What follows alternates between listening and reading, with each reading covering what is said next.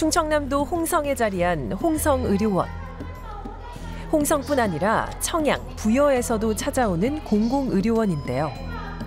하루 1,300여 명이 찾으며 전국 공공의료원 중 두 번째로 많은 환자를 진료하고 있습니다. 24, 5주 때 초음파 가장 중요하고 지금은 많이 이제 뼈가 굵기 때문에 세밀하게 보이지 않는 시기죠. 지금 임신 36주 임신부이신데요. 출산을 위해서 산전진찰을 하고 가셨습니다. 코로나 사태 때 갈 곳 없어서 헤매던 산모들이 이 홍성의료원에서 많이 출산이 이루어졌는데 지역에서는 지금 분만실이나 많이 폐쇄되어 있고 소아과도 많이 없는 걸로 알고 있습니다. 아마 중소도시에 이 소아과나 분만실이 없다면은 임신부들이나 소아들이 앰뷸런스를 타고 대도시로 이동을 해야 되는 아주 급박하고 위험한 상황이 올 텐데 공공의료원에서 그런 부분들을 막아내지 않는다면 향후에도 큰 문제가 발생할 걸로 생각이 듭니다. 이렇게 공공의료원은 민간의료원이 기피하는 필수 의료뿐 아니라 난치성 질병과 취약계층 진료 등을 지원하는데요. 홍성군에 의료원에서 참 조용, 노인네들 같아서 좋고 잘 보여요 우선. 의사 파업들에 저희들은 걱정 없어요. 아이고 여기 홍성의료원 오니까 뭐 잘해주시는데 여기는 의사가 다 있는 게. 홍성의료원은요 일단은 우리가 흔히 말하는 필수 의료 있잖아요. 거기에도 대부분 복수로 계세요. 그러다 보니까 아무래도 선생님이 많다 보니까 과도 많고 과장님도 많다 보니까 진료 접근성이 좋아지는 거죠. 자기가 원할 때 바로 오셔가지고 진료를 받으실 수 있으니까 진료 접근성이 좋은 거. 공공의료의 한 핵 중에 하나거든요. 그 큰 핵 중에 하나예요. 그렇다면 대전시는 사정이 어떨까? 인구 140만이 넘는 광역시지만 대전에는 공공의료원이 한 곳도 없는데요. 지난해까지 국립중앙의료원에서 근무하다 올해 지역으로 부임한 김화준 원장은 지역의 공공의료가 필요하다고 말합니다.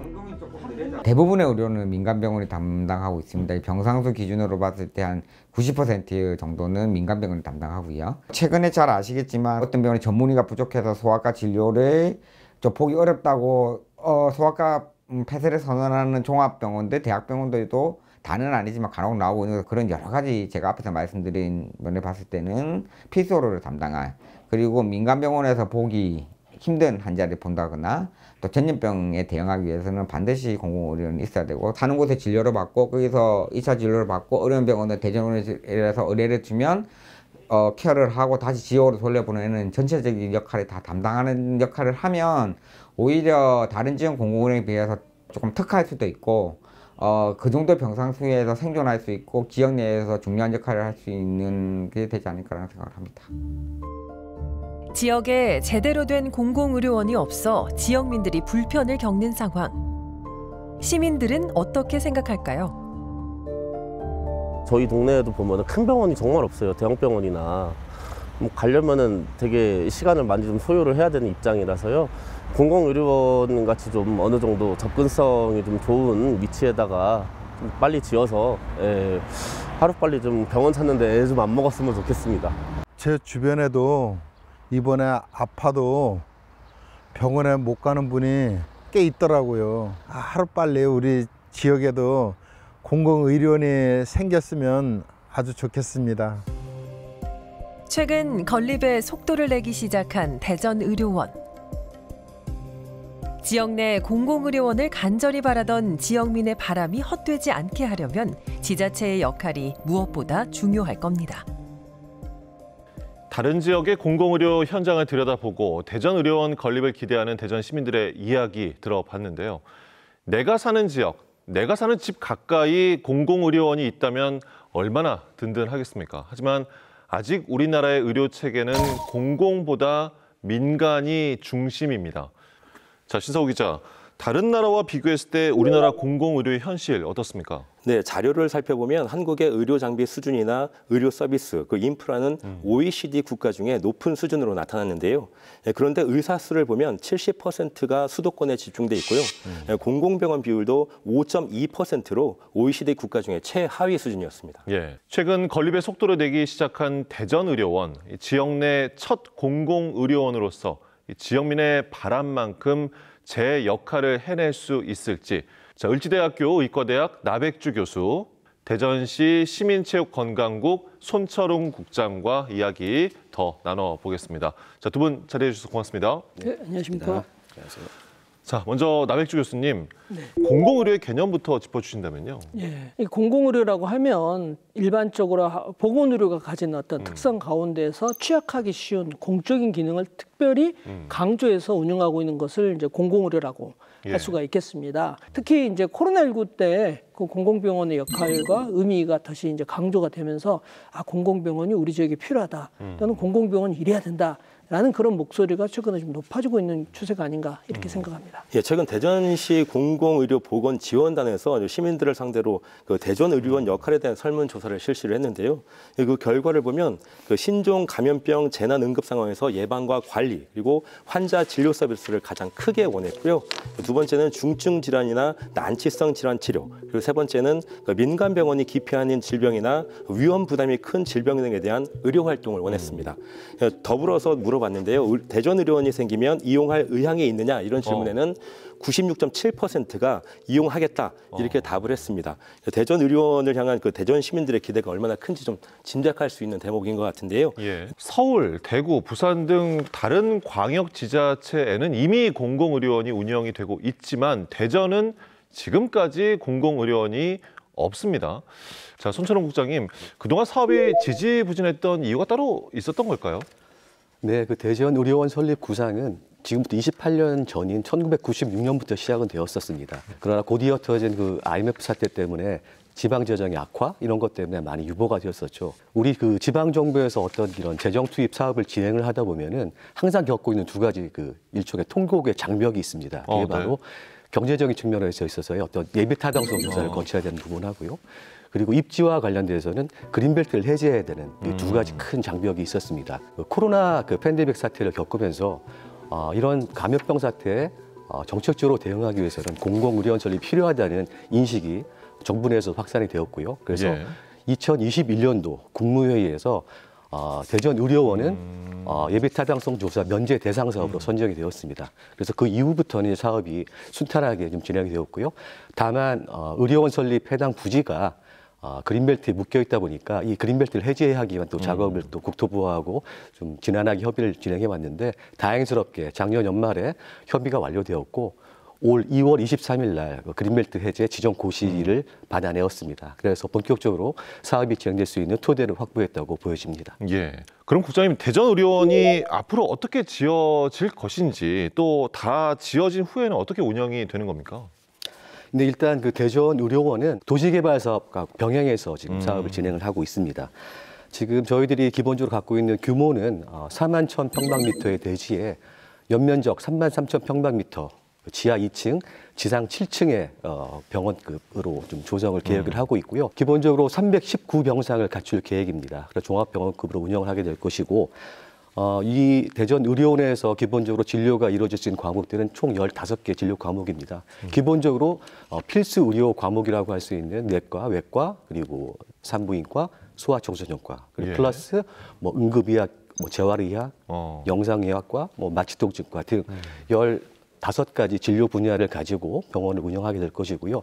아무래도 그 대전의료원이다 보니까 공익성을 강화시키고 아까 우리 교수님께서 말씀하셨지만은 대전 시민들의 어떤 의사가 원활하게 반영될 수 있는 구조, 그리고 대규모 어떤 팬데믹 사태가 또 펼쳐졌을 경우에 효율적으로 대응할 수 있는지, 그리고 지역 의료기관과의 또 연계 체계를 제대로 구축할 수 있는지 이런 요인들을 감안했을 때 직영으로 운영을 하는 것이 가장 바람직하다는 결론을 내렸습니다. 예. 그런데 이 공공의료원 운영의 측면에서 긍정적인 면만 있는 것은 아닐 겁니다. 자, 신서우 기자. 우려되는 부분은 어떤 것들이 있습니까? 네, 아까 국장님께서 건립 과정에서는 이제 예타라든지 그린벨트가 이제 통곡의 벽이라면 운영하는 과정에서는 아무래도 이게 뭐 인력 부족이라든지 뭐 만성 적자라든지 이런 것들이 이제 또 하나의 이제 어려움이 될 수 있거든요. 실제로 이제 인력을 좀 살펴보면 전국 각 지방 의료원 정원이 40명 안팎인데요. 그 의료 시스템이 변화를 하고 또 진료 형태하고 전문 과목이 늘어났지만 그 여전히 의사 수는 20년 전 수준에 좀 머물러 있는 게 사실이거든요. 또 적자 문제도 심각한데요. 팬데믹 때 일반 환자를 돌보지 못하면서 그 의료원마다 재정 적자가 발생해서 지금까지 계속해서 적자가 이어지는 병원들도 의료원들도 상당수가 있어요. 그래서 아까 이제 그 국장님께서 이제 운영 그 방식을 이제 직접 운영으로 하겠다 이렇게 말씀하셨는데 물론 이제 환자들 입장에서는 굉장히 좋은 부분이긴 한데 아무래도 이제 재정 부분에 있어서는 좀 어려움도 있지 않을까 그런 것들은 좀 어떻게 좀 해결을 해 나가실 계획이신지. 네, 일단 시작부터 큰 재정 투입이 이루어지는 사업이고요. 그리고 이제 계속 운영을 하다 보면은 적자 구조가 좀 누적될 수밖에 없을 수도 있습니다. 아무래도 공공성을 추구를 하다 보면은 수익성이라는 부분을 같이 따라 끌고 들어갈 수는 없는 게 현실이거든요. 그래서 저희들이 여러 가지 상황을 놓고 의료 운영 계획이라든지 이것들을 장래적으로 몇 년의 기간을 두고 운영했을 때 수익 구조가 어떻게 발생하는지에 대한 그 시뮬레이션을 한번 해봤습니다. 그랬더니 저희들이 한 기본적으로 중립적인 관측을 했을 때는 7년 정도 기간 동안은 어느 정도의 적자는 불가피하다. 그런데 7년 이후가 될 경우에는 기본적으로 그 공공의료에 대한 운영에 대한 부분이 어느 정도 개선될 수 있느냐 없느냐에 따라서는 흑자로 전환될 수 있는 그런 기점이 아마 7년 정도로 지금 보여지고 있는데요.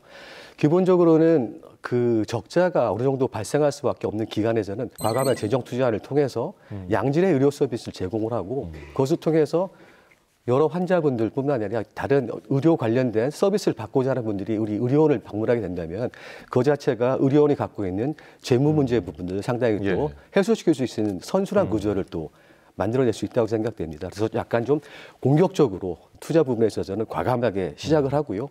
그런 부분이 선순환 궤도를 이룰 때까지는 우리 지역에서는 끊임없이 재정적 측면에서 어떤 배려를 해줘야 된다고 생각을 하고 있습니다. 사실 이 부분이 참 중요한 부분일 겁니다. 그러니까 지속 가능한 공공의료원의 운영을 위해서 예산, 뭐 재정 문제들 나백주 교수님께서는 이 부분 어떻게 좀 풀어야 한다고 보시나요? 네, 방금 우리 신 기자님께서 중요한 말씀을 해주셨어요. 설립 때 이제 넘어야 될 벽도 있지만은 실제 운영할 때 넘어야 되는 굉장히 큰 문제가 의료 인력이 제대로 가려고 하지 않는다는 것과 적자가 좀 불가피한 측면, 이 부분이 있습니다. 근데 제가 이제 그 부분을 조금 말씀을 드리자면은 의료 인력이 왜 안 가느냐? 의료 인력이 적기 때문에 안 가요. 아까 이제까지 그 의료원의 의료 인력 정원은 이제 시가 그 부분을 관여를 했는데 상당히 보수적으로 추계를 하고 잘 그걸 늘리질 않았어요. 그래서 동급의 민간 병원과 비교하면 정원이 항상 낮았습니다.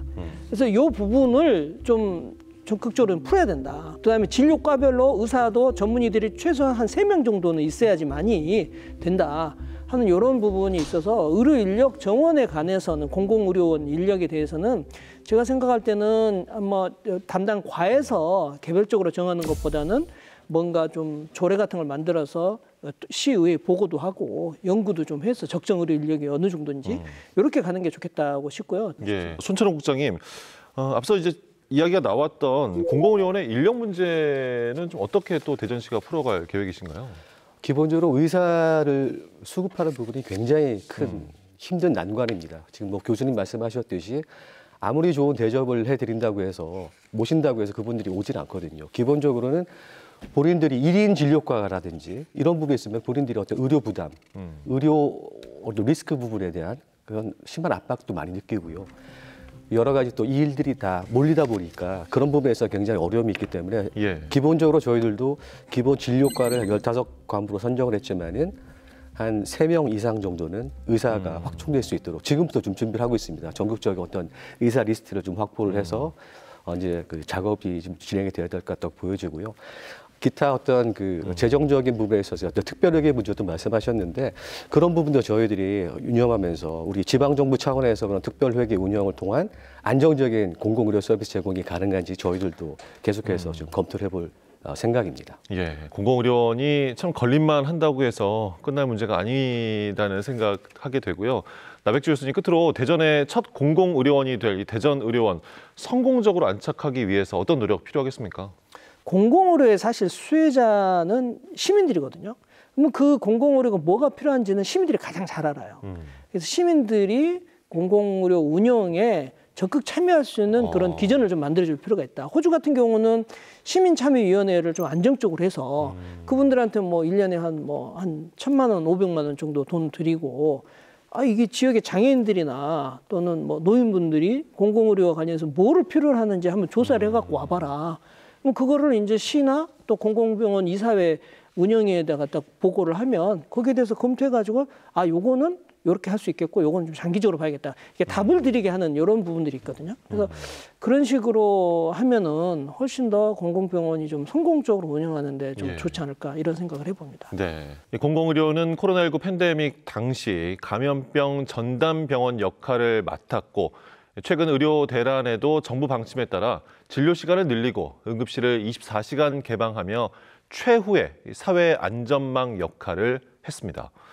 하지만 대전에는 지역 공공의료의 거점 역할을 할 공공의료원이 없는 것이 사실입니다. 공공의료 확충, 대전의료원 건립을 통해 지역민의 건강을 지킬 수 있기를 기대합니다. 자, 을지대학교 의과대학 나백주 교수, 대전시 시민체육관광국 손철웅 국장, 그리고 신서구 기자 세 분 말씀 감사합니다. 수고했습니다. 여러분께서는 지금 시사인 대세남과 함께하고 계십니다.